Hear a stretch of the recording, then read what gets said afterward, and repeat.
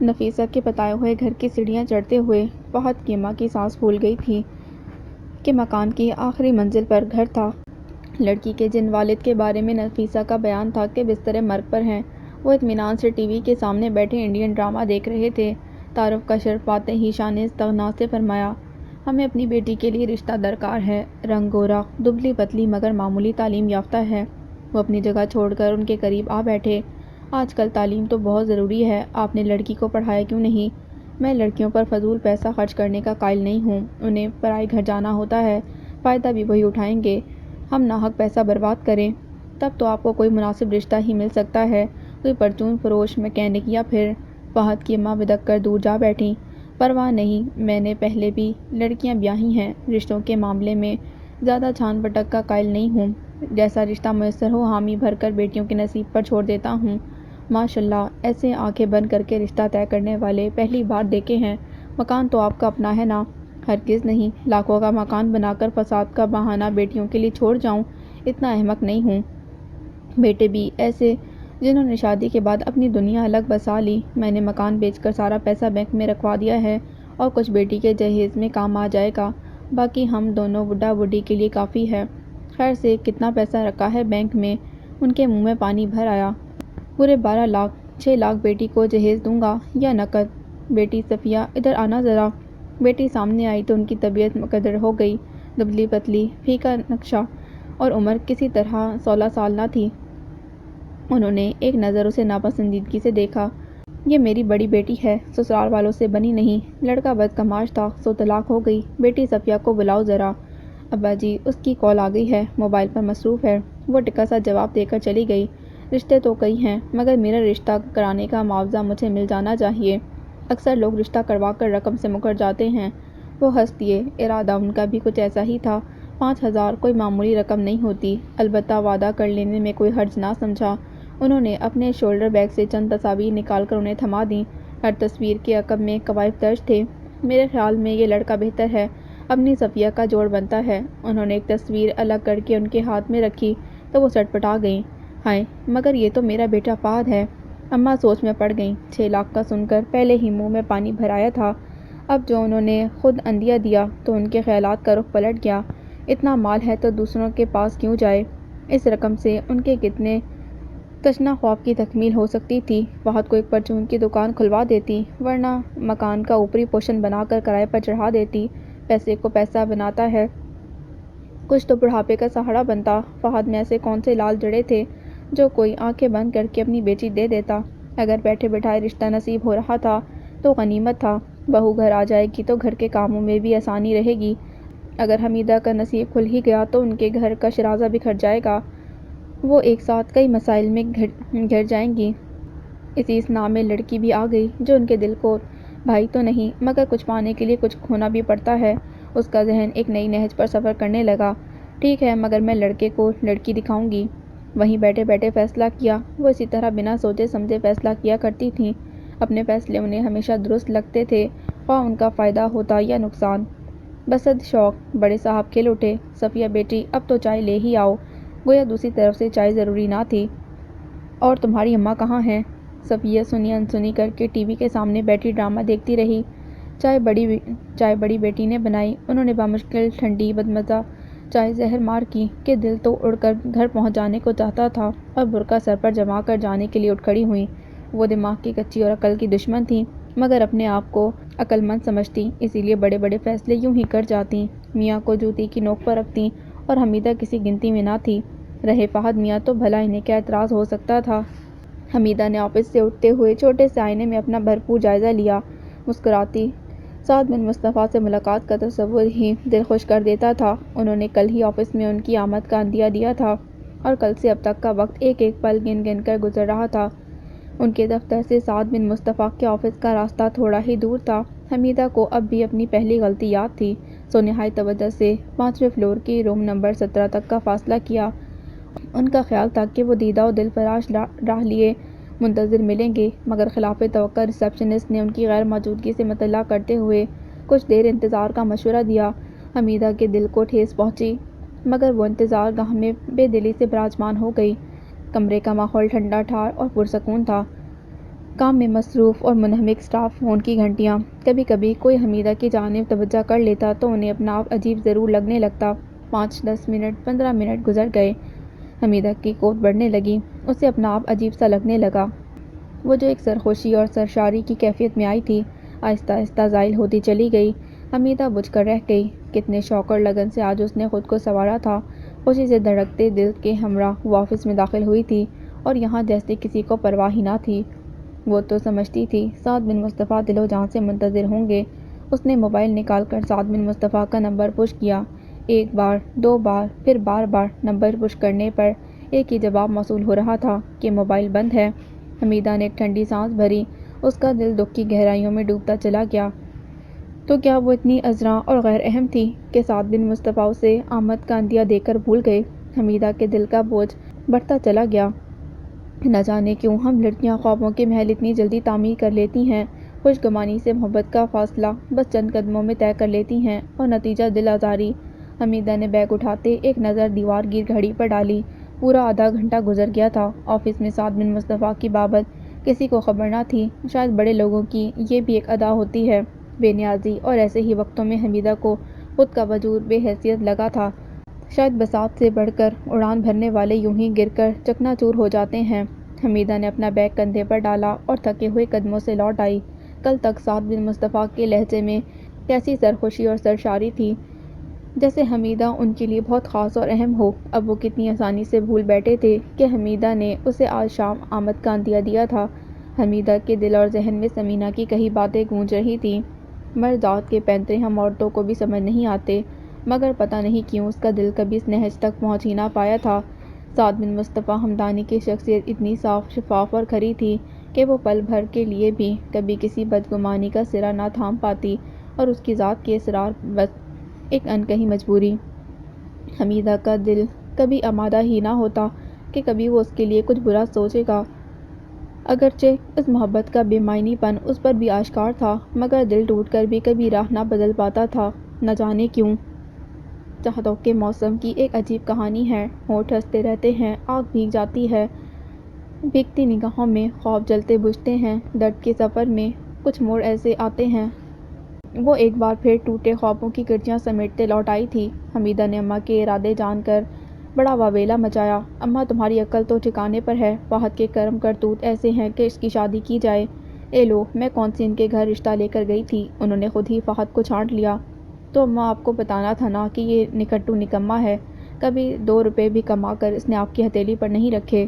ارے تیری دادی کی قبر میں کیڑے پڑے، بڑھیا کون سی بتا گئی تھی اپنے بیٹے کے کرتوت کہ پرلے درجے کا نکما ہے۔ آخر میں نے بھی تو زندگی گزاری ہے، تب آپ کو اور زیادہ محتاط رہنا چاہیے۔ جیسی دکھ بھری زندگی آپ نے گزاری ہے، دوسرے کو اس سے بچانا چاہیے۔ آپ نے خود بھگتا ہے ایک ناکارہ آدمی کو۔ اس نے سہولت سے سمجھانا چاہا، مگر اماں بدک گئیں۔ لو میں کاہے کو بتاؤں، جو رشتہ دے رہے ہیں وہ چھان پٹک کرتے پھریں۔ اماں، حمیدہ بے بس سی نظر آنے لگی۔ فہد کے ڈھنگ اچھے نہیں ہیں، وہ جگہ جگہ ہیرا پھیریاں کرتا ہے۔ بھول گئیں کتنے لوگوں کے قرض اتارے ہیں ہم نے، جنہیں وہ جھوٹے سچے جھانسے دے کر ٹھگ لیتا ہے۔ شادی ہو کر سب سدھر جاتے ہیں، انہوں نے لاپرواہی سے کہا۔ اچھے اچھے نکمے کمانے لگتے ہیں، جب کنبے کی ذمہ داری پڑتی ہے تو خود عقل آ جائے گی۔ بگڑے لڑکوں کو سدھارنے کے لیے ہی ان کی شادیاں رچائی جاتی ہیں۔ تو شادی کر کے ابا کیوں نہ سدھر گئے؟ کیوں تم نے ساری زندگی دکھ جھیلے؟ حمیدہ جانتی تھی کہ اماں سے بحث لا حاصل ہے، جو ٹھان لیتی ہیں وہ اٹل ہوتا ہے۔ سو ایسا ہی ہوا، سارے معاملات بالا ہی بالا طے ہوتے چلے گئے۔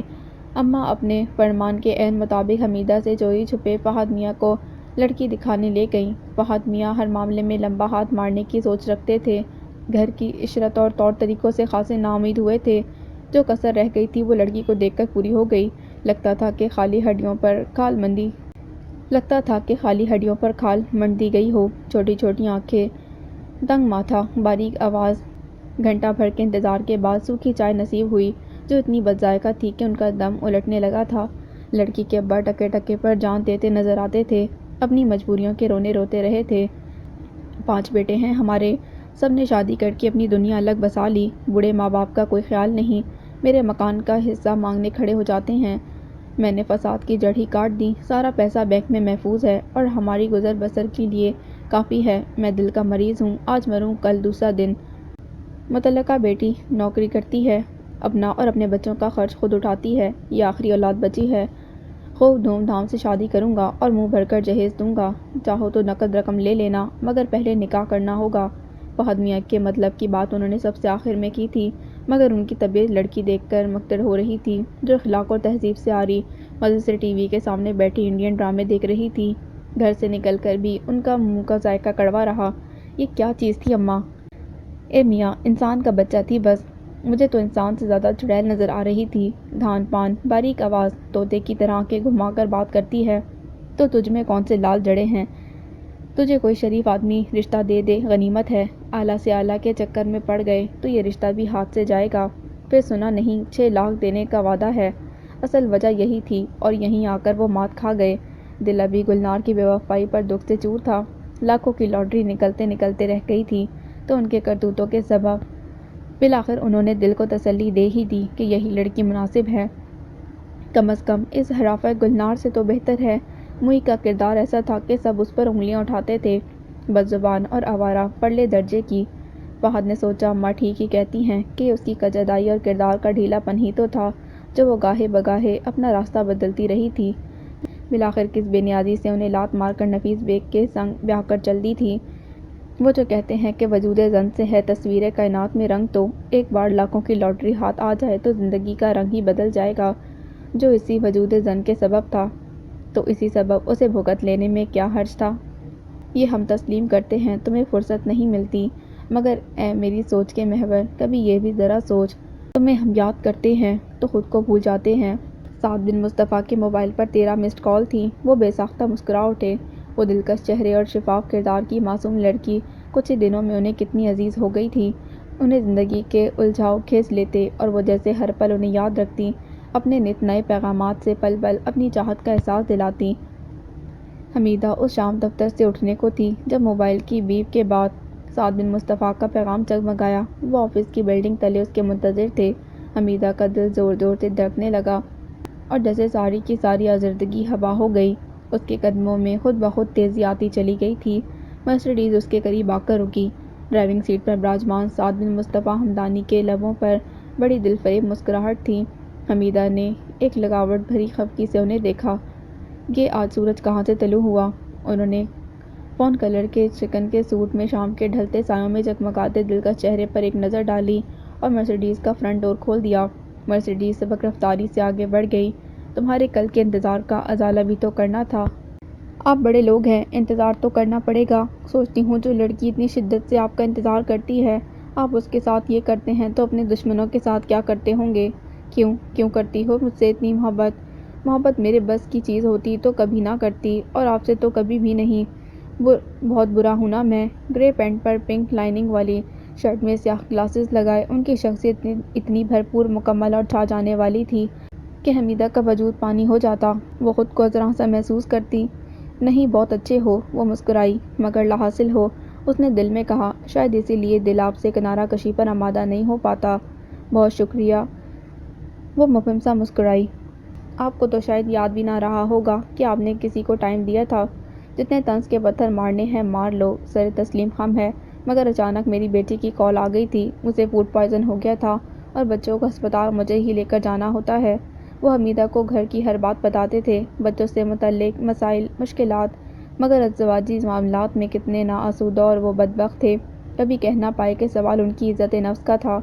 آپ کا یہ مس بیہیو مجھے کتنا ہرٹ کرتا ہے، آپ کو اندازہ ہے؟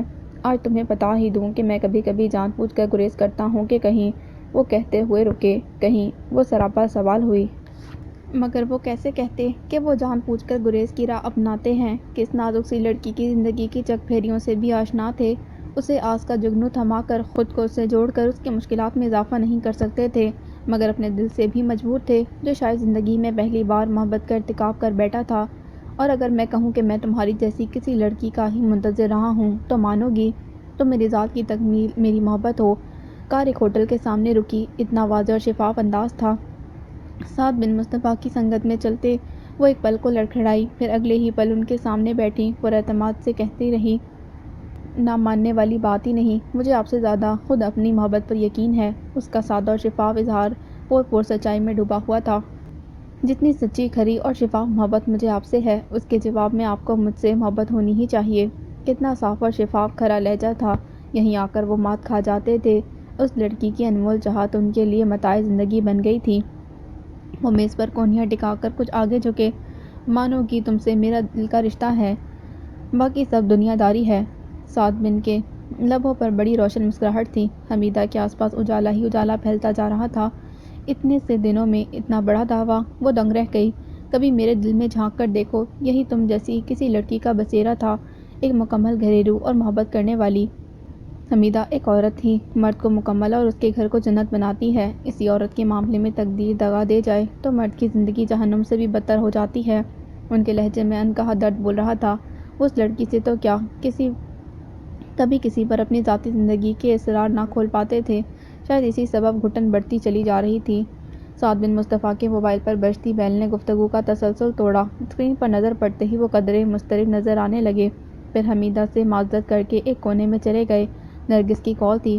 تم کہاں ہو؟ اس کا لہجہ تند و ترش تھا۔ وہ جانتے تھے آفس سے ان کی غیر موجودگی جان کر ہی وہ کال کر رہی ہے۔ ہوٹل میں؟ ہوٹل؟ تمہیں اس وقت گھر ہونا چاہیے۔ میں ایک میٹنگ میں ہوں۔ میں نے ابھی آفس فون کیا ہے، مجھے کسی میٹنگ کی اطلاع نہیں ملی۔ میں آفس سے اعلان کر کے نہیں نکلتا۔ انہوں نے بمشکل لہجے کی تلخی پر قابو پایا۔ میں بس نکل ہی رہا تھا۔ موبائل آف کر کے وہ لوٹ آئے۔ چلیں، اتنی جلدی؟ ابھی تو وصل کے لمحات کا خمار بھی نہ اترا تھا۔ کبھی تو اتنا سوچ لیا کریں کہ میری زندگی میں میرا اپنا کچھ نہیں۔ میں تو دعاؤں میں بھی خود کو بھول جاتی ہوں۔ ہاں مگر یہ وقت، صرف یہ وقت میرا اپنا ہے جب آپ میرے ساتھ ہوں، اور آپ جانے کتنی مجبوریوں اور مصلحت میں جکڑے رہتے ہیں۔ مجبوری، مصلحت؟ وہ کرسی کی پشت سے سر ٹکا کر بغور اسے دیکھنے لگے۔ مجبوری کے معنی ان سے بڑھ کر کون جانتا تھا؟ کیسے کہتے کہ ان کی زندگی میں حمیدہ جیسی کسی لڑکی کی ہی کمی تھی، اور جو شریک زندگی تھی انہیں اس کے دکھ سکھ کی پرواہ سرے سے ہی نہیں تھی۔ وہ سوچتے اگر حمیدہ کو اپنا نام دے بھی دیں تو اپنی شکی مزاج بیوی کا کیا کریں گے، جسے انہیں چھو کر گزرتی ہوا سے بھی بیر تھا۔ وہ ان پر بھرپور نظر رکھے ہوئے تھی۔ اپنے چاروں طرف آنکھیں ہی آنکھیں نظر آتی تھیں۔ دل اب بھی کسی آنچل کی پناہ لینے کو ہمکتا۔ ایسے میں حمیدہ کی چاہتے انہیں سیراب کر دیا کرتی تھیں۔ انہیں یقین تھا کہ وہ اس کی ناآسودہ زندگی کو خوشیوں سے بھر دے گی، مگر وہی مصلحتیں۔ آج رات میری بیٹی آ رہی ہے۔ بیٹی آ رہی ہے؟ کہاں سے؟ ارے بھئی، اپنے سسرال سے۔ سعد بن مصطفیٰ نے اتنا بھی نہیں بتایا تھا کبھی کہ ان کی ایک بیاہی بیٹی بھی ہے۔ ان کی درد آشنا، جیسے کڑی دھوپ میں چھاؤں۔ اولاد کا سکھ کیا ہوتا ہے، وہ شازمہ کے طفیل ہی آشنا ہوئے تھے، اور چونکہ سکھ ان کے مقدر میں قلیل مقدار میں درج تھا، سو وہ کم عمری میں ہی بیاہی گئی تھی۔ ایک بات پوچھوں؟ حمیدہ نے ڈرتے ہوئے کہا۔ تم 100 باتیں پوچھو۔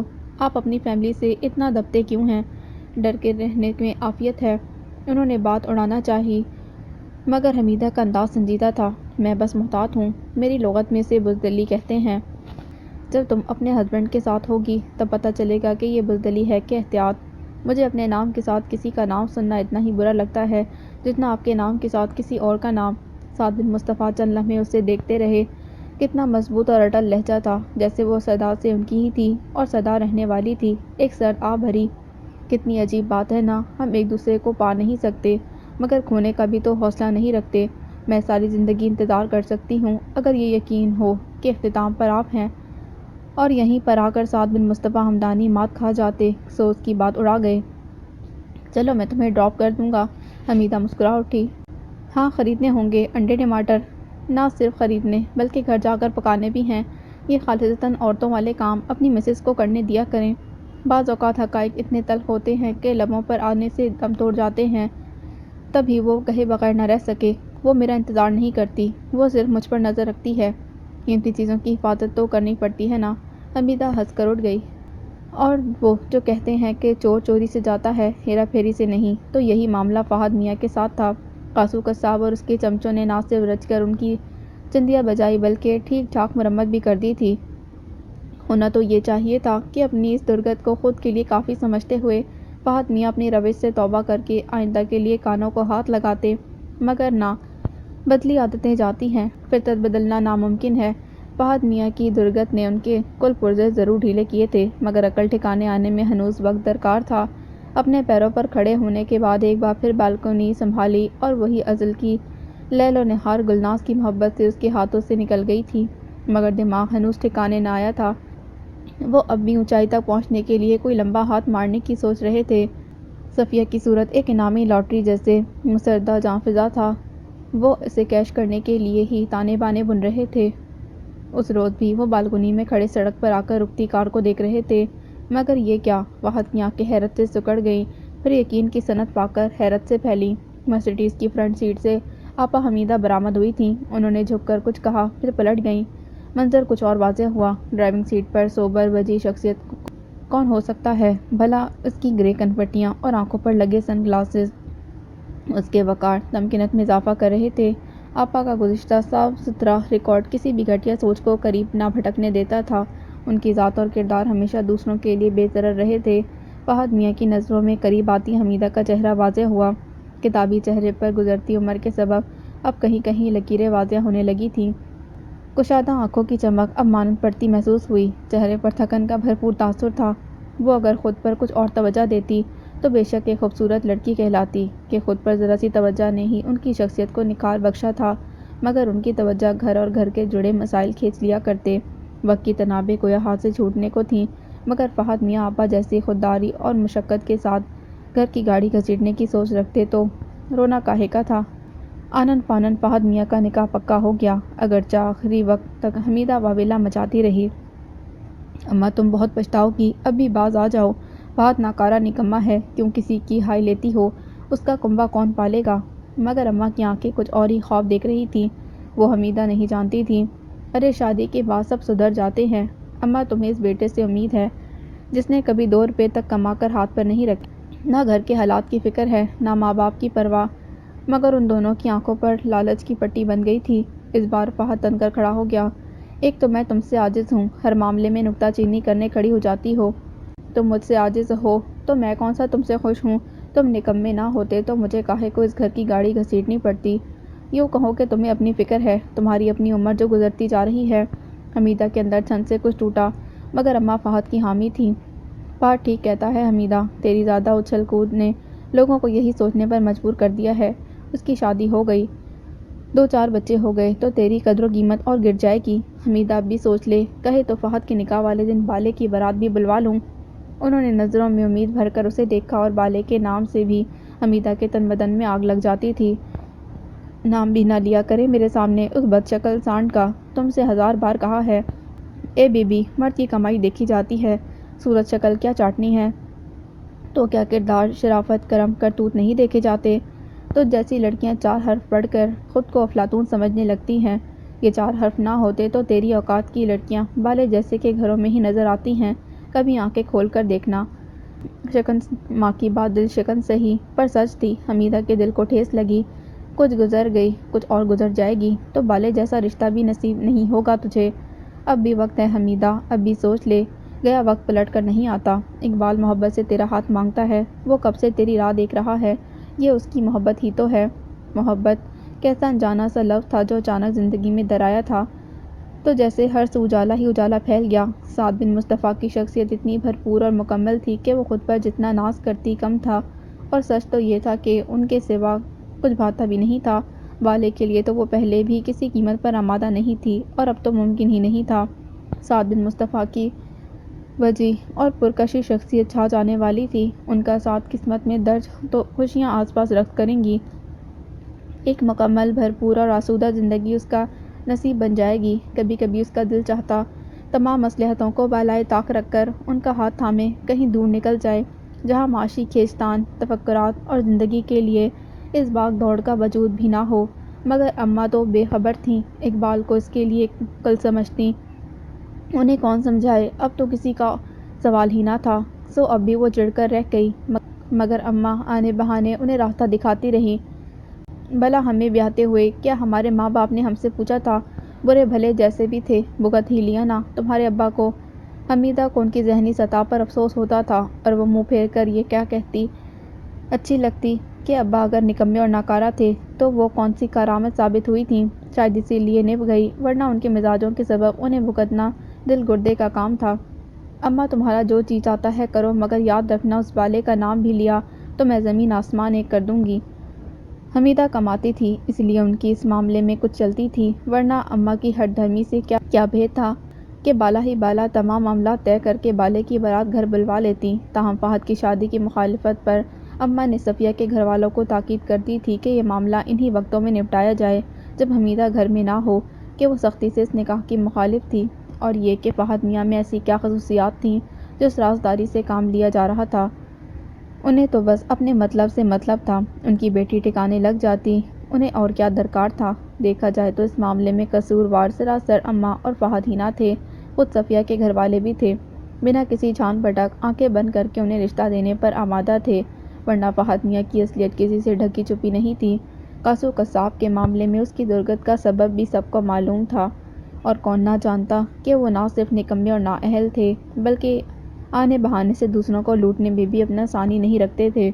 ہوائی قلعے بنانے میں ان کا کوئی ثانی نہ تھا، مگر ان سب باتوں سے قطع نظر دوسری جانب سے جو جلدی مچائی جا رہی تھی وہ سوچنے والی بات تھی، مگر اماں اتنی گہرائی میں جا کر سوچنے کی عادی نہ تھیں۔ ان کے دماغ پر جو چڑھ جاتی سو چڑھ جاتی، ان کے اصرار پر جھٹ نکاح کے لیے راضی ہو گئیں۔ آؤ دیکھا نہ تاؤ نکاح کا معاملہ پکا کرنے بھی وہ از خود آ پہنچے۔ اچھا تو اماں کو بھی نہ لگا یوں بے وقت آمد کی تو کیا بنتی تھی، اماں بھی اپنے نام کی ایک تھیں۔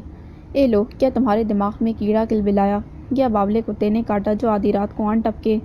ہم نے سوچا رات کا کھانا آپ ہی کی طرف کھائیں۔ اچھا تو یہ آپ کے رات کے کھانے کا وقت ہے؟ بھئی ہم تو ہمیشہ دیر سے ہی کھاتے ہیں، جب سب کھا کر سو بھی جاتے ہیں۔ اچھا اسی لیے ہم ہمیشہ آپ کے گھر بھوکے اور سوکھے منہ ہی واپس آتے ہیں۔ ان کی اس تکرار پر فہد اماں کو کھینچ کر کونے میں لے گیا۔ اماں کیوں بحث کرتی ہو، جو کچھ ہے لے جا کر ان کے سامنے رکھ دو۔ ارے گھر میں ہے ہی کیا، سچی بتاؤں تو مجھے پتہ ہی نہیں ہوتا گھر میں کب پکا کیا پکا، سارا بوجھ تو حمیدہ اٹھاتی ہے۔ آپا تو بہت چڑی ہوئی ہیں، اس وقت اٹھ کر تو کچھ بھی نہیں پکائے گی۔ کچھ پیسے دو، میں ہوٹل سے لے آتا ہوں۔ میرے پاس نہیں ہیں، حمیدہ کے پاس بھی نہیں ہوں گے، مہینے کی آخری تاریخیں ہیں، میں کچھ کرتا ہوں۔ فہد میاں گھر سے نکلے اور پڑوس کا دروازہ بجایا تو رضیہ باہر نکلی۔ اماں کی طبیعت سخت خراب ہے، انہیں ہسپتال لے کر جا رہا ہوں، انہوں نے کہا ہے 500 روپے آپ سے پکڑ لوں۔ ہائے ہائے، کیا ہوا خالہ کو، شام تک تو اچھی بھلی تھی۔ رضیہ ہول اٹھیں۔ خالہ یہ سب بعد میں پوچھ لینا، ابھی تو وقت قیمتی ہے، اور جو کہا گیا ہے دنیا میں جب تک بیوقوف زندہ ہیں عقل مند بھوکے نہیں مر سکتے، سو انہوں نے جھٹ 500 کا نوٹ نکال کر اسے پکڑا دیا۔ یہ لے بیٹا، خالہ سے کہنا میں صبح پوچھنے آؤں گی۔ فہد نے نوٹ پکڑ کر ہوٹل کا رخ کیا۔ اماں نے ہائے اوئی کرتے دسترخوان لگا لیا۔ منٹوں میں سب پلیٹیں صاف ہو گئیں کہ خیر سے ایک نہ دو 6 افراد تھے۔ بڑے میاں اہلیہ طلاقاً بیٹی اس کے 2 جگر گوشے، انہوں نے ڈکار لے کر طمانیہ سے پلیٹوں میں ہاتھ دھوئے۔ بھئی واہ، مزہ آ گیا بھئی، ہم نے سوچا بات چیت پکی کر آئیں، ہماری طرف سے رشتہ پکا ہے۔ ارے بھئی پکی کرنے آتے ہیں تو کیا خالی ہاتھ جھلاتے ہوئے چلے آتے ہیں؟ بھئی آپ کی مٹھائی ادھار رہی، اب رات کے اس وقت ہم کہاں مارے مارے پھرتے، آدھی رات میں میرے منہ میں خاک، کوئی جنازے تو نہیں اٹھ رہے تھے؟ صفیہ کے بھانجے کھی کر کے ہنسنے لگے، اور انہیں خاک پرواہ نہ تھی۔ بھئی کام کی بات کریں، بتائے دیتا ہوں نکاح ہوگا اور مہر پورے 2.5 لاکھ ہوگا۔ 2.5 لاکھ! اماں اور فہد کی آنکھیں چوپٹ کھل گئیں۔ اور نکاح؟ مگر وہ نکاح پر ہی مصرر تھے، اماں کے پلے خاک نہ تھا، وہ سٹپٹائیں تو سٹپٹائیں، مگر شاباش تھی اس بے شرمی اور ڈٹائی پر کہ باتوں باتوں میں 1000 فرمائشیں گنوا گئے تھے، اور اپنے کھبے کی ہوا تک نہ دی تھی۔ بڑے میاں خاصے گھاک شکاری تھے جو اپنا معاملہ کم سے کم بھگتاتے، البتہ فرمائشیں 1000 گنواتے تھے۔ خیر 6 لاکھ کے عوض یہ سودا مہنگا نہ تھا، سو فہد میاں نے بھی کچھ وعدے کر لینے میں مذائقہ نہ سمجھا۔ وہ فہد میاں تھے جو انسان کو بیچ بازار میں کھڑا کر کے دام کھڑے کر لینے کی خوبی رکھتے تھے۔ 6 لاکھ ہاتھ آنے کی دیر تھی، ہر خسارے کا ازالہ ہو جانا تھا۔ مہر کون دیتا اور کون لیتا ہے؟ چلتے چلتے ذکیہ نے فہد کو جا لیا۔ تم تو اس دن کے بعد آئے ہی نہیں، صفیہ بھی رستہ دیکھ رہی تھی۔ اے ہمارے ہاں رشتہ پکا ہو جائے تو لڑکا نہیں گھستا۔ اماں نے لقمہ دیا۔ ارے جانے دیجیے نا، یہ نیا دور ہے، نیا دور، دنیا چاند پر پہنچ گئی ہے، آپ 16ویں صدی کی بات کر رہی ہیں۔ بڑے میاں نے لقمہ دیا۔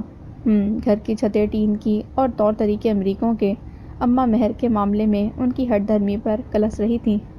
حمیدہ ثمینہ کے سامنے اپنے دکھڑے رونے لگی تھی۔ جس گھر کے لیے میں نے اپنا آپ بھلا دیا، اس گھر کی دیواریں کتنی سفاک ہیں، میں نے تم سے کہا تھا نا، کیوں اس گھر کے لیے اتنی جان مارتی ہو، یہ صرف تمہارے کرنے کے کام نہیں ہیں۔ فہد کی کمائی کی اس گھر میں کبھی روٹی نہیں پکی اور اس کی شادی کے معاملے میں اماں نے مجھے کونے میں بٹھا دیا۔ سچ کہا ہے کسی نے، عورت کا کوئی گھر نہیں ہوتا، وہ گھر کے لیے اپنی ہستی بھی مٹا دے تو گھر اس کا نہیں ہو سکتا۔ تبھی تو کہتی ہوں منظر سے ہٹ کر دیکھو کیا کچھ سنبھلتا ہے۔ میری زندگی میں کچھ لوگ ایسے ہیں جو مزاجاً مختلف ہوتے تو میری زندگی اتنی کٹھن نہ ہوتی۔ چلو ایسے لوگوں نے تم سے تمہارا سکون چھین لیا، مگر تمہاری زندگی میں اجالا تو بھر دیا نا، محبت کا اجالا۔ سمینہ نے اس کا موڈ ٹھیک کرنا چاہا، مگر وہ انتہا کی دل گرفتہ تھی۔ اماں فہد میاں کو بیاہنے چلی تھیں، گویا اسے چشم پوشی پر آمادہ تھیں، تو یہ اس کی قسمت تھی، اور قسمت پر بھلا کیا زور۔ اسے بھی قرار آ ہی گیا۔ سمینہ کی باتیں اس کے دکھتے رشتے دل کے لیے مرہم تھیں۔ تم سے 1000 بار کہا ہے سعد بن مصطفیٰ کو کسی طرح شادی تک لاؤ تاکہ اس کی نیت کھلے، یا پھر راستہ بدلو۔ راستہ بدل لوں تو کہاں جاؤں؟ میرے پاس نہ تو منزل کا نشان ہے، نہ آزاد راہ، اور نہ ہی میری مٹھی میں امید کا کوئی جگنو ہے۔ اس تلخ مسائل سے بھری زندگی میں سکھ کا ایک خوشگوار در اپنے ہاتھوں بند کر دوں تو پھر باقی کیا رہ جائے گا؟ انسانی زندگی میں کئی آپشن ہوتے ہیں، کسی مناسب رشتے پر ہی غور کر لو۔ اور اپنے دل کا کیا کروں جو کسی اور کے لیے آمادہ نہیں ہوتا؟ حمیدہ، شادی شدہ مرد کی محبت پانی پر لکھی تحریر ہوتی ہے، وہ کئی حصوں میں بٹا ہوا ہوتا ہے۔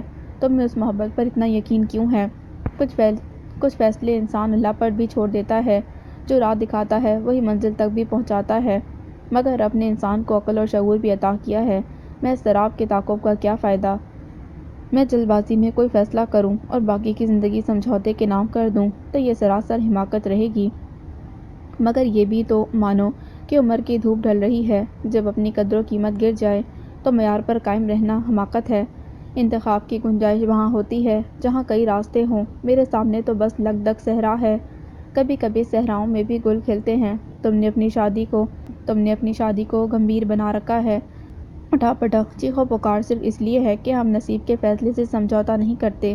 ہم زندگی جو حسب منشا چاہتے اور اسی کی کوشش میں مصروف رہتے ہیں۔ زندگی کو زندگی کے تلخ حقائق کے ساتھ تسلیم نہیں کرتے، لیکن زندگی حسب منشا گزرے تو وہ زندگی نہ کہلائے۔ اور اب تم نے اس سعد کو ہوا بنا رکھا ہے۔ مجھے پتا ہے ان سے مجھ تک کا سفر دشوار ہے، یا شاید اس مسافت کی کوئی منزل ہی نہیں، مگر سوچتی ہوں انہیں کھو دیا تو میرے پاس کیا رہ جائے گا؟ اس محبت نے تو مجھے زندہ رکھا ہوا ہے۔ اوہو، اتنا تو کہہ سکتی ہو کہ اگر مجھے کھونے کا خسارہ نہیں چاہتے تو پانے کی ہمت کر لو۔ کس بنیاد پر کہوں؟ انہوں نے مجھے چاہت کا مان تو دیا، مگر امید کا ایک جگنو بھی کبھی نہیں تمایا۔ اپنی انکہی مجبوریوں کے طفیل، تم نے کبھی تو ان مجبوریوں کی بابت پوچھا ہوتا؟ مرد مجبور نہیں ہوتا، مرد تو بس فیصلہ لیتا ہے۔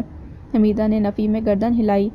میری زندگی کے کچھ معاملات ایسے ہیں جو میرے حلق میں اٹکے ہوئے ہیں، میں نہ انہیں چھوڑ سکتی ہوں نہ ان سے جڑی رہ سکتی ہوں۔ جیسے یہ محبت، مجھے پتا ہے میری محبت سراب ہے، بجز اس یقین کے جو مجھے اپنے رب سے ہے۔ جب جانتی ہو کہ سراب ہے تو کیوں اس کے تعاقب میں ہو؟ کبھی کبھی سراب بھی گلاب بن جاتے ہیں، اور گلاب کے ساتھ کانٹے بھی تو ہوتے ہیں نا، یہ یاد رکھنا۔ مگر حمیدہ نے اس کی بات سنی ہی نہیں۔ سوچتی ہوں زندگی ایک بار ملتی ہے، اس زندگی میں بھی انسان اپنی محبت نہ پا سکے، یہ کیسی بد نصیبی ہے۔ کاش میرے بس میں ہوتا تو میں ساری زندگی اس محبت کے نام کر دیتی۔ کچھ نہ ہونے سے کچھ ہونا بہتر ہے۔ عمر کی دھوپ ڈھلنے سے پہلے گزرتے وقت کی تنابیں تھام لو، ورنہ ہاتھ ملتی رہ جاؤ گی۔ سمینہ کی بات دل شکن سہی، مگر سچ تھی۔ اگر سعد بن مصطفیٰ کی محبت دامن گیر نہ ہوتی تو شاید وہ سمجھوتے کے نام پر کسی کو بھی اپنا لیتی۔ سچ تو یہی تھا کہ ان جیسی عام عمر گزر جانے والی لڑکیاں کسی ناٹھے نگوڑے پر سمجھوتا کر ہی لیتی ہیں، مگر سعد بن مصطفیٰ کی محبت اور اس محبت سے جڑی خوشگمانیاں، وہ زمین پر رہتے ہوئے آسمانوں میں سفر کیا کرتی تھی۔ محبت کی دنیا اتنی ہی دل خوش کن ہوا کرتی ہے کہ انسان سوچتا ہے سب کچھ اس کے حسب منشا ہی ہو جائے، تلخی حیات کہیں بہت پیچھے رہ جاتی ہے۔ حمیدہ بھی انہی خوشگمانیوں میں سفر کر رہی تھی۔ ہونا تو وہی ہے جو مقدر میں لکھا ہے، لیکن وہ میرے خواب، میرے خواب، میرے خواب۔ مبارک ہو ذکیہ، سنا ہے صفیہ کا نکاح کر دیا؟ بڑی بے مروت ہو، جھوٹے منہ بھی نہ پوچھا۔ ذکیہ علی صبح فیکٹری جانے کے لیے صبح سے گھر سے نکلیں تو ہمسائی ان کے ہم قدم ہو لیں۔ آپ کو پتہ تو ہے خالہ جان، ہمارے ابا بیٹیاں بیاہنے میں کہاں خرچہ کرتے ہیں، چاہے اگلے گھر جا کر بیٹیاں جوتے کھاتی رہیں۔ ذکیہ کے لہجے میں کڑواہٹ اتر آئی۔ چلو کوئی بات نہیں، رخصتی پر ہی ہم تو بی بی خوشی میں شکوہ کر بیٹھے۔ رخصتی کی بھی امید نہ رکھیں، بس آج کل میں سمجھے ہو ہی جائے گی۔ یوں ہی تو نہیں نکاح میں پھانسا لڑکے والوں کو۔ سچ کہتی ہو، جب جہیز کی جگہ 6 لاکھ کی بڑی رقم کیش دینی ہے تو کاہے کو کھڑاک پالنا، صاف سیدھا لڑکے کے ہاتھ میں ہاتھ دے کر چلتا کرنا۔ 6 لاکھ کی رقم خالہ جان، ہمارے کنجوس ابا 6 لاکھ بیٹی کے جہیز میں دیں گے تو اپنا بڑھاپا کس بل بوتے پر کاٹیں گے؟ سمجھو 6 لاکھ کا تو چارہ ڈالا تھا۔ وہی میں سوچ رہی تھی ذکیہ بیٹی، بھائی تمہارے اماں بابا کو پوچھتے نہیں؟ جس رقم پر گزارا ہے اس میں سے آدھی بیٹی کو دیں گے تو باقی عمر کیا خاک پھانک کر گزاریں گے؟ بھائیوں کی جوتی پوچھتی ہے۔ ابا نے بڑا گھر بیچ کر بھائیوں کو دربدر کر دیا کہ کہیں انہیں مکان میں حصہ نہ دینا پڑ جائے۔ اپنے بڑھاپے کی فکر رکھی، جو ان بیٹیوں کا ٹھکانہ چھین لیا تو وہ انہیں خاک پوچھیں گے۔ ذکیہ باپ سے سخت کبیدہ تھی، کھوٹے نصیبوں کے طفیل میکے کی دہلیز پر آ بیٹھی تھی تو اپنا اور بچوں کا خرچہ خود اٹھاتی، تب بھی ماں باپ زندگی اجیرن کیے رکھتے تھے۔ تم کچھ بھی کہو، تمہاری بہن کے نکاح سے مجھے تو خوشی ہوئی، تمہارے ماں باپ کا آخری فرض ادا ہوا، ورنہ گزر جاتے تمہارے ابا تو کون سرکاتا ان کا بوجھ۔ فکر مند کیوں نہ ہوتے، راجکماری کے لچھن ہی ایسے تھے، مزاج ہی نہ ملتے تھے۔ خدا جھوٹ نہ بلوائے تو اپنے غیروں میں سے کوئی اس لڑکی کا رشتہ لینے پر آمادہ نہ تھا۔ پکی آوارہ ہے، تب بھی اماں اس کے ناز نخرے اٹھاتی ہیں۔ ہاں اب بس جھٹ پٹ رخصتی ہو جائے تو سمجھو بلا ٹلی۔ ارے خالہ جان، آپ آگے آگے دیکھیں ہوتا ہے کیا؟ ارے بیوی تم ہی بتا دو کہ کیا ارادے ہیں بڑے میاں کے؟ ابا جی نے گھیر گھار کر نکاح تو کر لیا ہے، اب انتظار اس بات کا ہے کہ کوئی چکر چلا کر بیٹی ان کے سر پر تھوپ دیں، ہینگ لگے نہ پھٹکری۔ اور خالہ جان، صاف بات ہے، جب لڑکا لڑکی کا تعارف ہو جاتا ہے تو زیادہ دیر یوں بھی نہیں لگتی۔ وہ تلخی سے ہنسی۔ وہ باتیں کرتے کرتے سڑک تک آ گئیں جہاں سے ذکیہ کی فیکٹری کی گاڑی اسے پک کرتی۔ وہاں آ کر خالہ جان نے اپنی راہ لی اور ذکیہ گاڑی کے انتظار میں کھڑی ہو گئی۔ فہد میاں کے نکاح کے بعد سے اماں جلے پیر کی بلی بنی پھر رہی تھیں۔ نکاح ہو کر بھی پرانا ہو گیا تھا اور رقم کی وصولی کے کوئی آثار نظر نہیں آتے تھے۔ ادھر فہد میاں کے رنگ ڈھنگ بدل گئے تھے۔ وہ جو اس نکاح پر بے دلی سے بلکہ مارے باندھے راضی ہوئے تھے، اب آنے بہانے دریا کے چکر لگانے لگے تھے۔ رات بھر ان کے کانوں سے موبائل لگا رہتا، دن چڑھے تک سوتے نظر آتے اور شام ڈھلے پھر سسرال کا رخ کرتے۔ اماں چاہتیں کہ مطلوبہ رقم کی وصولی ہو تو فہد میاں کو کوئی کاروبار کروائیں یا اپنے دیگر منصوبوں کو پایہ تکمیل تک پہنچائیں، مگر ایسے کوئی آثار ہنوز نظر نہ آتے تھے۔ ایک دو بار ٹوکا بھی تو کمال کی شان استغنا کا مظاہرہ کیا۔ فہد میاں کی روش سے تو پہلے ہی عاجز تھیں، اب تو وہ بالکل ہی ہاتھوں سے نکلتے جا رہے تھے۔ شام گئے سج بن کر صفیہ کے گھر کی راہ لیتے، جہاں وہ مسکراہٹوں کے پھول لیے ان کی منتظر ملتی۔ عام سی دھان پان اب انہیں خاص الخاص نظر آنے لگی تھیں۔ باقی کمی وہ بناؤ سنگھار سے پوری کرتی تھیں۔ اس روز بھی وہ سسرال پہنچے تو سب آنے بہانے سے گھسک گئے۔ فہد میاں کی نظروں میں تپش امڈ آئی۔ صفیہ نے گہرا سبز کزا ہوا لباس پہن رکھا تھا۔ فہد میاں کی دہتی نظروں پر اس نے کنی کترانی چاہی تو انہوں نے ہاتھ پکڑ کر کھینچ لیا۔ اتنی دور سے صرف تمہاری خاطر آتا ہوں، کچھ دیر تو پاس بیٹھو۔ وہ فہد میاں کے کھینچنے پر تھپ سے ان کے پاس آ بیٹھی تھیں اور ایسے ہی وقتوں میں دیگر لوگ جب جاتے تھے۔ نکاح کی تصویریں دھل کر آ گئی تھیں۔ اماں اسی بہانے جا پہنچی تھیں۔ 4 سیڑھیاں چڑھ کر سانسیں بے ترتیب ہو گئیں، مگر اندر کا منظر دیکھ کر آنکھیں پھٹی کی پھٹی رہ گئیں۔ ہائے، یہ کیا ہو رہا ہے؟ صفیہ اسی ڈٹائی سے ان کے کندھے سے لگی مسکراتی رہی، جبکہ فہد میاں کچھ سٹپٹا کر پھر سنبھل گئے۔ کیوں ماں، یہ بیوی نہیں ہے میری؟ آپ کو یوں بے دھڑک نہیں آنا چاہیے تھا۔ ہائے، یعنی الٹا چور کوتوال کو ڈانٹے۔ اماں کے فرشتوں کو بھی کیا خبر تھی کہ ایسا ڈٹائی سے بھرپور منظر دیکھنے کو ملے گا۔ وہ کچھ اور کہتیں کہ فہد میاں کے سسر جانے کہاں سے نکل آئے اور حسبِ عادت اماں کے پہلو میں جگہ تلاشی۔ اجی آپ آئی ہیں، آئیے آئیے۔ نکاح کے بعد تو راستہ ہی بھول گئیں۔ سارے گھرانے کی کسر یہ مردود فہد جو پوری کر رہا ہے، میں تو کہتی ہوں نکاح کر کے کمانے کھانے سے بھی گیا، ہر وقت یہیں پڑا رہتا ہے۔ اجی فہد کے کمائے دشمن سینکڑوں کی تعداد میں ملازم کس بات کی تنخواہ لیتے ہیں؟ بھئی فہد میاں کا کاروبار تو بہت اچھا چل رہا ہے، سنا ہے لاکھوں کی آمدنی ہے، بنگلہ بک کروا رکھا ہے، خیر سے اگلے مہینے گاڑی بھی خریدنے والے ہیں، عنقریب اسلام آباد جائیں گے تو بڑی رقم لے کر لوٹیں گے۔ میں تو کہتا ہوں رخصتی بھی اب آپ کے نئے بنگلے میں شفٹ ہونے کے بعد رکھ لیں۔ یہ وہ جھوٹ تھے جو فہد میاں اپنی عادت کے مطابق وقتاً فوقتاً ان سب کے کانوں میں انڈیلتے چلے آ رہے تھے اور جنہوں نے دختر سمیت ان سب کے خوابوں کو مہکا رکھا تھا۔ اماں اس کی ڈھینگ باز فطرت کو جانتے ہوئے بھی خون کے گھونٹ بھر کر رہ گئیں۔ مجھے رخصتی کی کوئی جلدی ہے، نہ کوئی شوق، میں تو اب بھی انتظار میں ہوں کہ کہ کب آپ 6 لاکھ کی رقم دیں گے اور اسی دن رخصتی ہوگی جب تم 6 لاکھ کھڑے کرو گے۔ اماں بھی اپنی نام کی ایک تھیں۔ اجی واہ واہ، کیا کہنے آپ کے حسن و جمال کے، سچ غصے میں تو آپ کا حسن اور نکھر آتا ہے، سفید رنگت گلابی ہو کر غضب ڈھانے لگتی ہے۔ کھنڈر بتاتا ہے کہ عمارت شاندار ہے۔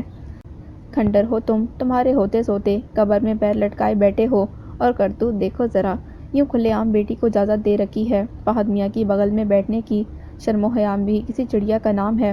اماں اس سے زیادہ سن ہی نہ سکتی تھیں، مگر بڑے صاحب کے تیور بدل گئے۔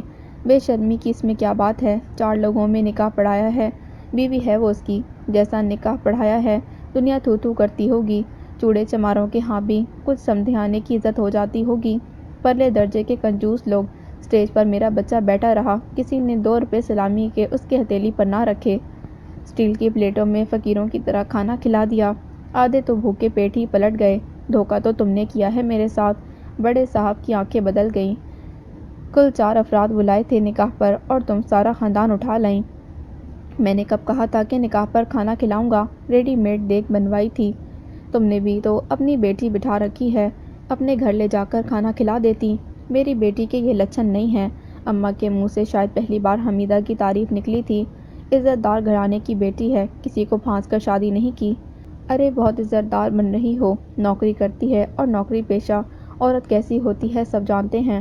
منہ سنبھال کر بات کرو ورنہ زبان کاٹ کر ہتھیلی پر رکھ دوں گی۔ جو کرنا ہے کر لو، اور یاد رکھنا رقم کے خواب دیکھنا چھوڑ دو۔ رقم تو اب رخصتی پر ہی مل سکے گی، چاہے تم 10 سال بعد کرو۔ انہوں نے بھی صاف کورا جواب دے دیا۔ صاف عیاں تھا کہ موصوف لگی لپٹی رکھنے کے قائل نہ تھے۔ سون کی ایک ایک کر کے امید ٹوٹ گئی۔ اس تمام معرکے کے دوران فہد میاں خاموش تماشائی بنے بیٹھے رہے۔ کیا مجال جو ان کے منہ سے اماں کی حمایت میں سسر کو ملامت کرتا ایک لفظ بھی نکلا ہو۔ بعد ازاں وہ انہی کو سمجھانے بیٹھ گئے۔ وہ رقم ان کی زندگی بھر کی کمائی ہے، اماں اس کے منافع سے تو اس کا گھر چلتا ہے، وہ رقم ہمیں دے کر کیا خاک پھانکیں گے۔ اماں عقل کی کھوٹی اور تجربے کی کچی تھیں، مگر خود کو عقل مند سمجھتیں۔ صاف ظاہر تھا کہ وہ ایک بار پھر مات کھا گئی تھیں، مگر ابھی طرف کا پتہ ان کے ہاتھ میں تھا۔ تو پھر بٹھا کر رکھیں ساری زندگی اس چچندر کو، میں اسے بیاہ کر لانے والی نہیں، زبیدہ نام ہے میرا، مات کھانی نہیں سیکھی میں نے، نہ بیاہوں گی نہ چھوڑوں گی، گھر بیٹھے بیٹھے بڈھی ہو جائے گی، اگر اتنا ہی دم خم ہے تو جائے عدالت میں کھڑا ہو جائے طلاق کے لیے، کھوپڑی کا پسینہ تلووں میں آ جائے گا تو بھی وہ فیصلہ نہیں ملے گا، وہ جو جمع جتا خرچ ہوگا وہ الگ۔ یہ بلند و بانگ دعوے کرتے ہوئے اماں بھول گئیں کہ اب رکھنے یا چھوڑنے کا اختیار ان کے پاس نہیں، فہد میاں کے پاس ہے۔ ان لوگوں نے اسی خیال کے تحت براہ راست فہد میاں پر کمر ڈالی، جو فٹ بیٹھی۔ اب کوئی کچھ بھی کہتا، شکار جال میں پھنس چکا تھا۔ یہاں معاملہ سیر کو سوا سیر والا پڑ گیا تھا۔ فہد میاں اگر اپنے نام کے ایک پراڈی تھے تو سسرال والے 10 ہاتھ آگے۔ ذکیہ کا فرمان بجا تھا، بڑے صاحب اگر 6 لاکھ بیٹی کے جہیز میں دیتے تو اپنا گزارا کیسے کرتے؟ 6 لاکھ کی رقم کا تو صرف چارہ ڈالا گیا تھا، جس نے کام کر دکھایا تھا۔ اماں کی آنکھوں پر لالچ کی پٹی بندھی تھی، انہوں نے آؤ دیکھا نہ تاؤ جھٹ نکاح پڑھوا دیا۔ اب وہ جتنا پچھتائیں کم تھا، مگر انہیں ہر حال میں اپنی گوٹی اوپر رکھنے کا شوق تھا، سو مقابل کے عزائم سے بے خبر تھیں۔ فہد میاں سے صفیہ کو متعارف کروانے اور ان کے کھلے عام ملاقاتیں کروانے کے عقب میں بھی یہی سازش کار فرما تھی کہ جلد از جلد رخصتی کی سبیل بن جائے۔ کسی انتہائی اقدام کے نتیجے میں سارا الزام فہد میاں کے سر منڈ کر فی الفور رخصتی کے لیے انہیں آمادہ کر لیں، تب ہینگ لگے نہ پھٹکری اور بیٹی رخصت ہو جائے۔ فی زمانہ ایسے کم عقل لوگ جہاں دستیاب ہوتے ہیں، جو زبانی کلامی دعووں پر اتنے اہم فیصلے کر لیا کرتے ہیں۔ اماں کو دھوکہ دے کر وہ اپنے ہدف تک پہنچ گئے تھے۔ رہے فہد میاں تو وہ ہر دم پھسل پڑنے کو تیار رہتے، زیادہ عرصہ نہ گزرتا کہ وہ دام میں آ جاتے۔ بات چھوٹی سی تھی، بس سمجھ میں مشکل سے آتی تھی۔ فہد میاں نکمے اور ناکارہ تھے، تو صفیہ کی روش سے بھی گھر والے عاجز تھے۔ محلے اور علاقے بھر میں ان کے گھرانے کی شہرت ایسی تھی کہ رشتہ لینا تو گجا کوئی سلام کرنے کا روادار نہ تھا۔ صفیہ کے والد موصوف نے کچھ اپنے اخلاق اور کچھ وتیروں سے بیٹوں سے اس طور بگاڑ رکھی تھی کہ وہ ان سب کے معاملات سے دور ہی رہتے تھے، اسی لیے ان کا دانا پانی بیٹیوں کے طفیل چل رہا تھا۔ 2 بچوں کی ماں متعلقہ بیٹی نوکری کر کے اپنا اور اپنے بچوں کا پیٹ پالتی، اور وہ اسے گھر میں جگہ دینے کی مد میں رقم بٹورا کرتے تھے، سو وہ والدین سے خاصی کبیدہ خاطر رہا کرتی تھی۔ ان کی تمام بیٹیاں ہی تقریباً سسرال میں جہنم بھگت رہی تھیں۔ تو یہ تو ان کی عاقبت نااندیشی تھی، اور سب سے کڑا معاملہ صفیہ کا تھا، جو دیگر سے مختلف اور قدرے بگڑی ہوئی ثابت ہوئی تھی۔ سو جیسے ہی زبیدہ ان کے ہاتھ لگی، انہوں نے ان کی لالچی فطرت کو بھانپتے جٹ جال پھینک دیا تھا، جس میں وہ پھنس بھی گئیں، اور ان کی ایما کے مطابق بنا سوچے سمجھے نکاح کر بھی دیا تھا۔ اب کیسے رخصتی اور کاہے کے وعدے؟ انہوں نے فہد میاں کو گھیر رکھا تھا، سو اسی نیت سے کسی بہانے صفیہ کا ہاتھ ان کے ہاتھ میں تھما کر چلتا کریں، یا کوئی ایسا داؤ کھیلیں کہ جس سے سانپ بھی مر جائے اور لاٹھی بھی نہ ٹوٹے، یعنی فہد میاں دام میں بھی آ جائیں اور کچھ دینا دلانا بھی نہ پڑے۔ ادھر فہد میاں کو صفیہ کی روش نے عاجز کر چھوڑا تھا۔ وہ ہر روز صفیہ کے رخ روشن کے دیدار کو سسرال پہنچتے تو صفیہ کو گھر گھر تلاش کر کے برآمد کرنا پڑتا، کبھی بھائیوں، کبھی بہنوں، تو کبھی بہنوئیوں کے ہمراہ تفریح پر اس کا موبائل کافی دیر تک مصروف ملتا۔ سسرال جاتے تو آئے دن نئے تماشے، بڈھے کی بیٹیوں سے تکرار، آ گئے تو چائے پی کر ہی جاؤ گے؟ جاؤ جی، چائے کے لیے دودھ لے آؤ، میں اپنی امی سے ملنے آتا ہوں، چائے پینے نہیں۔ اس دن بڑا بیٹا منہ کو آ گیا، ارے اتنا خیال ہے اماں کا تو اپنے گھر کیوں نہیں لے جاتے؟ میں تو دل کا مریض ہوں، آج مرا کل دوسرا دن، کیوں انہیں بھگتنے کے لیے میں ہی رہ گیا ہوں؟ باقی بیٹے نہیں ہیں؟ تم نے مکان بیچ کر حصہ ضبط کر لیا، اب اس کا منافع کھا رہے ہو۔ یہ نہ سوچا تمہارے مرنے کے بعد بیوہ اور طلاقن بیٹی کا کیا بنے گا؟ انہیں تم بھگتنا، ورنہ دنیا تھوکے گی تم پر۔ مکان نہ بیچتا تو کھاتا کہاں سے؟ فہد میاں باہر نکل آئے۔ 6 لاکھ کا معاملہ کھٹائی میں پڑ گیا تھا۔ ان کے اپنے جھگڑے ہی نہ نبٹتے تھے، مگر انہیں چاروں طرف صفیہ ہی صفیہ نظر آتی تھی، شاید اسی لیے سیدھا انہیں پھانسا گیا تھا، اور وہ پھنس بھی گئے تھے۔ اب تو بس ایک ضرب مارنے کی دیر تھی، سو آخرکار انہیں ایک موقع میسر آ ہی گیا۔ حمیدہ آفس سے لوٹی تو گھر میں داخل ہوتے ہی ٹھٹک کر رہ گئی۔ سامنے کا منظر چونکا دینے والا تھا۔ سب دروازے کے سامنے صحن میں پڑے تخت پر صفیہ ٹسے سے براجمان تھی۔ ایک جانب فہد میاں بے تاثر چہرہ لیے ٹہل رہے تھے، جبکہ دوسری جانب اماں سر تھامے بیٹھی تھیں۔ حمیدہ پر نظر پڑتے ہی صفیہ نے رخ موڑ لیا۔ وہ ایک ٹھنڈی سانس بھر کر کمرے میں آئیں تو اماں بھی پیچھے آ گئی۔ یہ سب کیا ہے اماں؟ کیا بتاؤں حمیدہ، جان کو آ گئی ہے، صبح سے یوں ہی بیٹھی ہے، لاکھ ہاتھ پیر جوڑ لیے کہ چل میں واپس چھوڑ آؤں، مگر ٹس سے مس نہیں ہوتی۔ مگر کوئی وجہ بھی تو ہو۔ حمیدہ رٹائی سے اس مظاہرے پر بل کھا کر رہ گئی۔ وجہ تو ادھر جا کر ہی معلوم ہوگی، کہتی ہے گھر میں چھن گئی تھی، سو نکال باہر کیا کہ سسرال سدھارو۔ آپ فہد کو کہیں چھوڑ کر آئے، اسے دنیا کیا کہے گی بھلا؟ ان منوس ماروں کی تو کوئی عزت نہیں ہے۔ ہماری عزت بھی ملیا میٹ کرنے پر تلے ہیں، اور فہد میری ایک سننے پر آمادہ نہیں۔ گھر آئی لکشمی کو کون ہاتھ مارتا ہے؟ یہ تو غضب ہو جائے گا اماں، پھر آپ ہی جائیے ادھر جا کر زور دیجیے کہ اب اسے لے کر جائیں، ہم طور طریقے سے رخصت کر کے لے جائیں گے، یہ کوئی طریقہ نہیں ہے۔ بات میرے منہ کو آ رہا ہے، مگر تم ٹھیک کہتی ہو، میں جاتی ہوں۔ اماں نے برقع سنبھالا اور فہد کی نظر بچا کر نکل گئیں، مگر کافی دیر بعد بے نیل و مرام لوٹی۔ صفیہ کے گھر میں من بھر کا تالا پڑا ہے، نہ جانے کہاں منہ چھپا کر پڑ گئے ہیں سب ناس پیٹے۔ اماں، مجھے تو یہ صاف سازش نظر آ رہی ہے۔ ادھر حمیدہ نے فہد کو نہ جانے کیا کہہ سن کر سمجھایا بجھایا کہ وہ قدرے نرم پڑے۔ بعد ازاں فون کھڑکانے کے سلسلے کا آغاز ہوا، مگر یہاں سے وہاں تک دور دور تک کوئی فون نہ ملا۔ کوئی مصروف تھا تو کسی کا فون بند تھا، اور یہی ان کی سازش تھی۔ اماں سر تھامے بیٹھی تھیں۔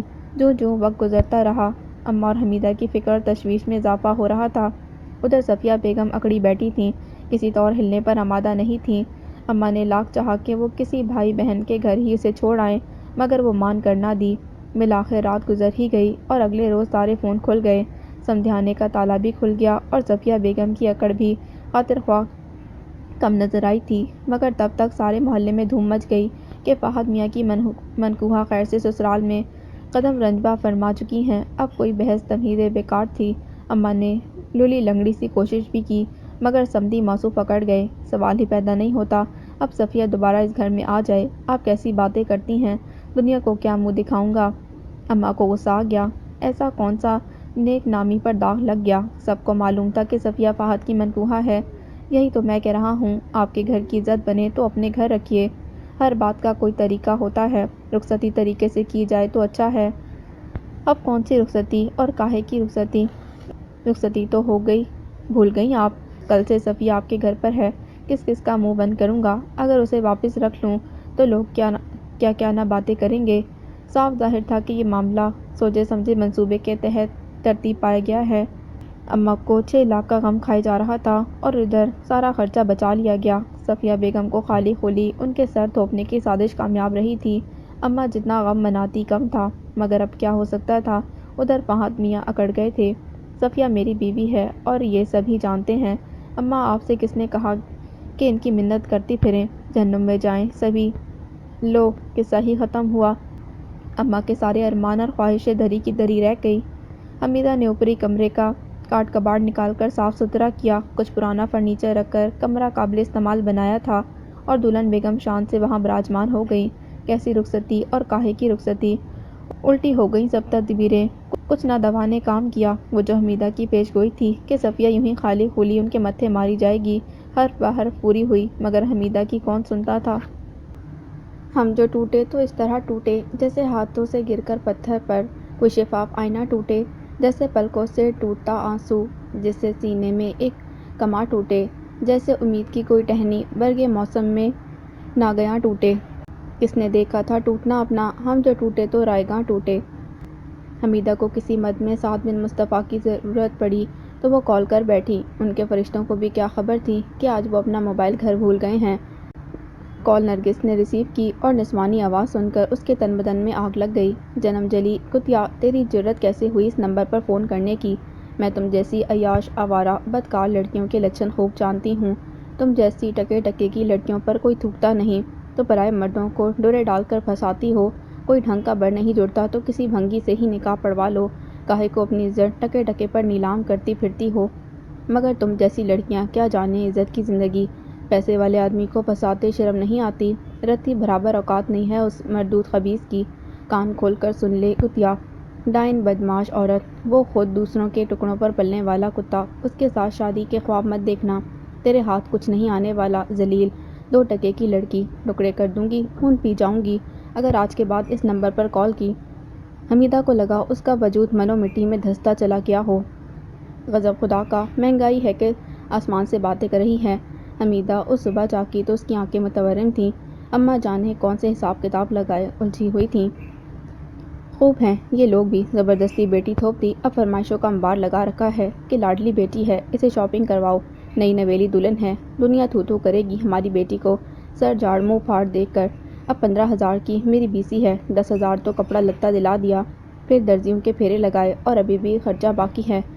حمیدہ نے کچن میں جا کر اپنے لیے چائے بنائی۔ اے حمیدہ، تمہارے آفس سے کچھ ایڈوانس مل سکتا ہے؟ تنخواہ پر کٹوا لینا، اس جنم جلی کا جہنم بھگت لوں۔ کوئی اور وقت ہوتا تو حمیدہ بدک اٹھتی۔ فہد کا نکاح اس کی چڑ بن کر رہ گیا تھا۔ فہد کی بگڑی روش سے قطع نظر بھی لگتا کہ کچھ غلط ہوا ہے، مگر آج اس سے خود کے لیے ایک اہم فیصلہ کیا تھا۔ وہ چائے کا کپ تھامے باہر آئی تو دھیرے سے کہا، اماں تم کہہ رہی تھی نا کہ بالا بھی میرا منتظر ہے؟ اماں دنگ رہ گئیں۔ ہاں، مگر بالے سے کہہ دیں کہ اس اتوار بارات لے کر آ جائے۔ پل بھر کو اماں کے ہاتھ لرزے، ان کی نظروں میں بے یقینی امڑ آئی تھی۔ یہ تو کیا کہہ رہی ہے حمیدہ؟ مگر حمیدہ کا انداز سنجیدہ تھا۔ مگر اماں کوئی دھوم دھڑکا نہیں ہوگا، سادگی سے نکاح ہوگا۔ ہاں، سادگی سے ہی ہوگا، ہمارے پلے ہے ہی کیا جو تجھے دھوم دھام سے بیاہیں گے۔ اماں پر شادی مرگ کی سی کیفیت طاری ہو گئی تھی۔ میں ابھی بالے کو خوشخبری سناتی ہوں، ساری شرطیں منواؤں گی، منہ مانگا مہر لکھواؤں گی۔ وہ ایک دم ہی پرجوش نظر آنے لگیں۔ آپ 1000 شرطیں منوائیں مگر میری ایک ہی شرط ہوگی، حق مہر طلاق۔ حمیدہ کا لہجہ سنجیدہ مگر اٹل تھا۔ حمیدہ کہتے ہوئے بھول گئی کہ اماں کو کسی عہد کا پابند کون کر سکتا ہے۔ ان کے لیے حمیدہ کی آمادگی ہی کافی تھی، بقیہ معاملات تو اپنی فطرت کے عین مطابق اپنی مرضی سے ہی طے کرنے تھے۔ وہ سرخوشی سے اسی وقت برقع سنبھالے نکل گئیں۔ حمیدہ نے دیوار سے پشت لگا کر سختی سے آنکھیں موند لیں۔ چشمِ تصور میں ایک شبیہ اجاگر ہوئی اور 2 آنسو اس کی بند آنکھوں سے ٹوٹ کر گرے۔ نرگس کے الفاظ ذہن پر ہتھوڑے کی طرح برس رہے تھے۔ بدکماش عورت، جنم جلی 2 ٹکے کی، اور کتنی نادان ہوتی ہیں ہم لڑکیاں۔ کوئی ذرا سی تعریف کر دے، اپنائیت کے چند جملے بول دے تو اس کے لیے دنیا تہج دیتی ہیں۔ سعد بن مصطفیٰ کا نام جانے کس کس کے نام سے جڑا تھا اور وہ انہیں اپنا سمجھ بیٹھی، بھول گئی کہ ان کے نزدیک صرف رشتوں کی اہمیت ہے، اور ان جیسی لڑکیاں جانے کیوں محبت کے نام پر خوابوں کی ایک نئی دنیا بسا بیٹھتی ہیں۔ محبت کا خواب دل فریب سہی، مگر تقدیر کو خوابوں سے کوئی سروکار نہیں ہوتا۔ سعد بن مصطفیٰ کی سنگت نے انہیں بارہا حد تک بخشی، شاید اس لیے کہ ان کی زندگی میں حمیدہ کہیں نہیں تھی، مگر اسے یہ بات اب سمجھ آئی تھی زندگی میں انسان کو سب ہی کچھ تو مل جاتا۔ حمیدہ نے آخری بار محبت کی قبر پر آنسو بہا کر سوچا، اور مجھ جیسی بدبخت جس کی زندگی میں اس کا اپنا کچھ بھی نہیں، جانے کیوں خود کے لیے ذکوب دیکھنے کی خطا کر بیٹھی۔ شاید محبت ہم جیسی لڑکیوں کی قسمت میں درج ہی نہیں ہوتی، یا شاید ہم جیسے حرمہ نصیب محبت کے قابل ہی نہیں ہوتے۔ ذلت اور تحقیر میں بجھے الفاظ اس کو لتاڑتے آئینہ دکھا گئے۔ نرگس کی آواز اس کی سماعت پر مسلسل ہتھوڑے برسا رہی تھی، ہتک در ہتک، اور اس بار کی توہین نے حمیدہ کو جھنجھوڑ کر رکھ دیا۔ وہ ٹوٹ کر رہ گئی تھی۔ دیکھ بالے، میں نے حمیدہ کو بڑی مشکلوں سے اس شادی پر راضی کیا ہے، اب پہلے تو اپنا وعدہ پورا کر۔ ارے خالہ، تم فکر ہی نہ کرو، بالے کی باتیں کھلی پڑی تھیں۔ دیکھ بالے، لین دین کے معاملے میں اس ہاتھ دو اس ہاتھ لو کرتی ہوں۔ یاد رکھ، شادی کی تاریخ تو تجھے جب ہی ملے گی جب تو اپنے وعدے پورے کرے گا، اور جو حمیدہ کی شرطیں ہیں وہ الگ۔ ارے خالہ، تجھے مجھ پر بھروسہ نہیں ہے کیا؟ میں زبان سے پھرنے والا نہیں ہوں۔ بالا ان کے قدموں میں بیٹھ کر چاپلوسی سے ٹانگیں دبانے لگا۔ یوں ہے تو یوں ہی سہی، رشتہ کروانا میرا کام ہے، ادھار میں ایک پائی کا نہیں کرتی، پھر حمیدہ تو میری اپنی بیٹی ہے۔ ارے خالہ، تم بڑی ضدی ہو، چلو ایسا کرو، ابھی یہ زیور رکھ لو، 2.5 لاکھ سے کم کا نہیں ہے۔ اس نے الماری سے لکڑی کی صندوقچی نکال کر ان کے سامنے رکھ دی۔ ڈھیروں ڈھیر زیورات جگر جگر کرنے لگے۔ ان کی آنکھیں چندیا گئیں۔ ارے یہ نکلی تو نہیں؟ ہاتھ پھیلا کر بے یقینی سے دیکھا۔ ارے خالہ، میری ماں کا پرانے زمانے کا زیور ہے، کسوٹی پر جا کر رکھ لے۔ وہ خوشی سے بے قابو ہوتی صندوقچی برقعے میں چھپا کر نکل گئیں۔ ان کے نکلتے ہی بالے کے تیور بدل گئے۔ موبائل نکال کر ایک نمبر پش کیا۔ اے نادر، سن، بڑھیا تیری پڑوسن جو ہے میرا زیور لے کر نکلی ہے، راستے میں ہی ہے، سمجھ گیا نا؟ موبائل آف کر دیا۔ اس کا انداز معنی خیز، اور لبوں پر ایک استہزائیہ فاتحانہ مسکراہٹ پھیل گئی۔ ہائے خبردار جو تو نے اس حمیدہ کا نام بھی لیا۔ مزاج بڑے اونچے ہیں اس کے، 4 حروف پڑھ کر خود کو افلاطون سمجھتی ہے۔ نفیسہ اقبال کے منہ سے حمیدہ کا نام سن کر بھڑک گئی۔ او آپا، اس کے 4 حروف کیا ہم نے چاٹنے ہیں؟ افلاطون ہے تو اپنے گھر کی ہے، یہاں آ گئی تو سارے قصبل نکال دوں گا۔ اقبال کے دل اور دماغ میں اب تک ان الفاظ کا لاوا پک رہا تھا۔ نہ میری جوتی بھی نہیں جائے گی اس گھر، اس نے صاف کوڑا جواب دیا۔ آپا، آخر کہیں نہ کہیں تو میری شادی کرنی ہے نا، ابھی وہ وقت بہت دور ہے۔ انہوں نے ایسے کہا جیسے بالا پالنے میں پڑا ہے، جب وہ وقت آئے گا تب سوچیں گے، مگر اس حمیدہ سے تو تب بھی نہیں۔ ایک کیا خاک ملے گا اس گھر سے رشتہ جوڑ کر، باپ اس کا نکما، بھائی اس کا چور اچکا ٹھگ۔ آپا، وہ خود پیسوں کی مشین ہے، معلوم بھی ہے اس کی تنخواہ کیا ہے۔ اس بار بالے نے انہیں سبز باغ دکھانے چاہے۔ ارے تو بہو لا کر ہم اس سے جھاڑو پوچھا کروائیں گے، کمانے کے لیے گھر سے باہر نہیں بھیجنا۔ اور تو بالے، اپنی بہنوں کی تو ہڈیاں کوٹ کر رکھ دیتا ہے، اگر وہ دروازے پر بھی نظر آ جائیں، اور اس حمیدہ کو کمانے کے لیے بھیجے گا۔ اچھا، اب معلوم ہوا تو کیوں ان کے گھر کے چکر کاٹتا ہے۔ اور وہ حمیدہ کی اماں، اسی لیے اس دن تیری شادی کے لیے ہمارے ارادے پوچھ رہی تھیں۔ آپا، مجھے شادی صرف اور صرف حمیدہ سے کرنی ہے۔ بالے، تیری عقل پر پتھر پڑ گئے ہیں، آخر اس حمیدہ میں ایسی کیا خوبی ہے؟ بال پک رہے ہیں، نامراد، اپنے گھر کی گاڑی چلانے کے لیے اس کی اماں نے اس کی عمر نکال دی ہے۔ نوکری کرنے والی لڑکیاں اچھے کردار کی نہیں ہوتی۔ آپا، گھر کو سنبھالنے کے لیے کوئی تو ہونی چاہیے نا، تم آتی ہو تو خود روٹی پکا کر کھاتی ہو، بھاوچ ہوگی تو کم از کم روٹی تو ملے گی۔ ہمیں نہیں کھانی ایسی روٹیاں۔ نفیسہ کے صاف جواب پر بالے کا دماغ گھوم گیا۔ تو تم بھی سن لو آپا، میں آدمی ہوں ٹیڑھے دماغ کا، مجھے اپنی منوانے کے 100 طریقے آتے ہیں۔ وہ بھنا کر گھر سے نکل گیا، مگر نفیسہ بھی اسی کی آپا تھی۔ جا جا بڑایا کل کا دشمن، ارے ہم نے دنیا دیکھی ہے، کوئی ایسے ہی اٹھا کر نہیں دے سکتا اپنی بیٹی کا رشتہ، وہ بھی تجھ جیسے آوارہ بدکماش کو۔ ذرا معاملے کی تہہ تک جا کر دیکھ کہ اندرونی بات کیا ہے۔ یہ نفیسہ کی فطرت تھی، اپنے سوا سب لڑکیاں انہیں کردار کی ڈھیلی نظر آتی تھیں، انہیں خود پر انتہا درجے کا غرور اور فخر تھا، دوسروں کو حقارت سے دیکھتی۔ اب بھی وہ نہ جانے کب تک بکتی جھکتی رہتی، مگر اپنے ڈھیلے کردار اور بدخصائل کی بدولت ان کی حیثیت اس گھر میں کمزور تھی۔ پھر سب سے بڑھ کر ان کی بد زبان اور آوارہ مزاج بہن اس گھر میں موجود تھی، جسے یقیناً بالے کی شادی میں اپنا کوئی فائدہ نظر آیا تو وہ نفیسہ کے سامنے ڈٹ گئی۔ تم سے 1000 بار کہا ہے آپا، تم اپنی گھر گھرستی سنبھالا کرو، ہمارے گھر کے معاملات میں دخل مت دیا کرو۔ شکر منانا چاہیے کہ بھائی کو رشتہ نصیب ہو رہا ہے۔ تو اس کمبخت حمیدہ میں کون سے لال جڑے ہیں؟ اچھی بھلی تو عمر گزر گئی ہے، مجھے تو لگتا ہے کوئی گل کھلا بیٹھی ہے جو آنکھیں بند کر کے بالے کے سر تھوپ رہے ہیں۔ ارے تو اپنا بھائی کون سا آسمان سے اترا ہے، زمانے بھر کا آوارہ نشئی بھول گئیں؟ وہ دن جب پولیس اٹھا کر لے گئی تھی اور دنیا زمانے میں اس کی ضمانت دینے والا کوئی نہیں تھا کہ یہ آدمی ہی 2 نمبر ہے۔ اس کی ایسی صاف کھری توجیحات پر نفیسہ کا پارا چڑھ گیا۔ وہ ہر حال میں اپنی منوانا چاہتی تھی اور جہاں کچی پڑتی وہاں زبان سے جیتنے کی کوشش کرتی۔ اس وقت بھی سب کو برا بھلا کہتے اپنے گھر کی راہ لی۔